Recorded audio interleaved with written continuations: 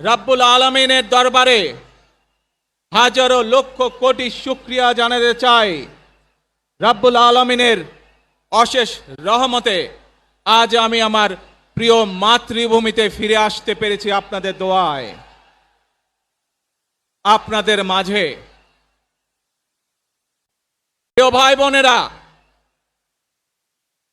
আমাদের এই প্রিয় মাতৃভূমি 1971 সালে লাখো শহীদের রক্তের বিনিময়ে অর্জিত হয়েছিল। ঠিক একইভাবে 75-এ আবার 7ই নভেম্বর আধিপত্যবাদীদের হাত থেকে রক্ষার জন্য সেদিন সিপাহী জনতার বিপ্লবের মাধ্যমে আধিপত্যবাদের হাত থেকে দেশকে রক্ষা করা হয়েছিল। একইভাবে পরবর্তীতে 90-এ স্বৈরাচারের বিরুদ্ধে এদেশের জনগণ, এদেশের খেটে খাওয়া মানুষ তাদের গণতান্ত্রিক অধিকারকে ছিনিয়ে এনেছিল। কিন্তু তারপরেও ষড়যন্ত্রকারীদের ষড়যন্ত্র থেমে থাকেনি।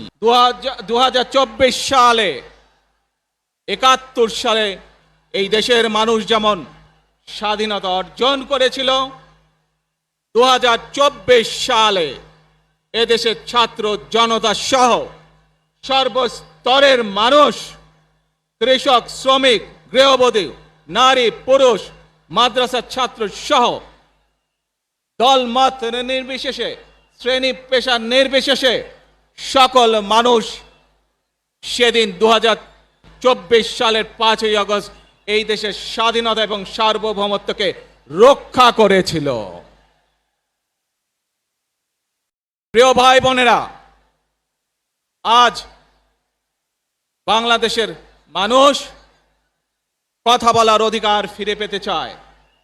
তারা তাদের গণতান্ত্রিক অধিকার ফিরে পেতে চায়।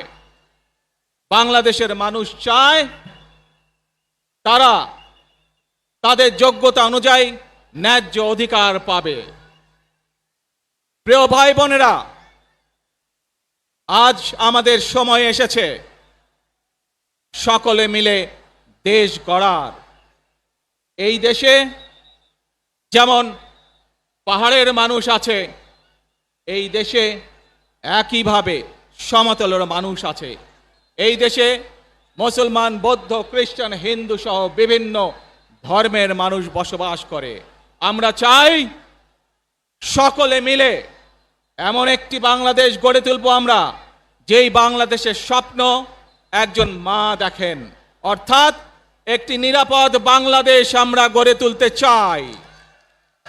যে বাংলাদেশে একজন নারী, একজন পুরুষ, একজন শিশু যেই হোক না কেন ঘরে আবার ফিরে আসতে পারে।